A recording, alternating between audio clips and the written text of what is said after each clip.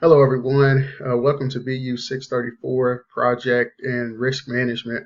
I'm going to be your facilitator this term, Professor William Quisenberry. I just wanted to take a quick moment to welcome you to the course. Be sure that you take a look around. I have several announcements out in the announcements board that you can review to become better acclimated with the course.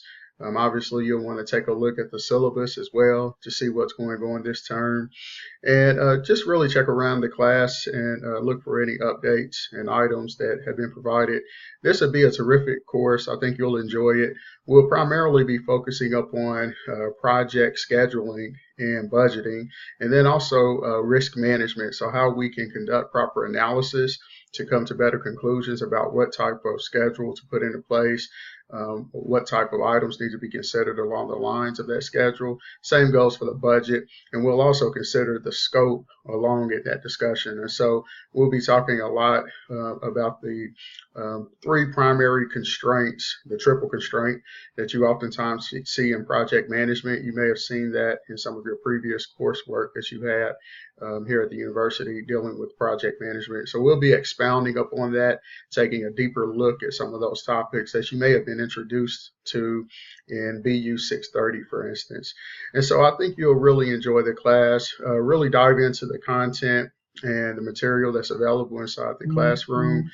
Be sure that you take an opportunity to explore the content and give the course your best shot. Do not focus so much on just making a particular score in the class or receiving a particular percentage on your written assignments and details such as that, but instead focus up on really trying to capture some new content and knowledge that you can leverage in practice or with whatever pursuits you have coming down the line.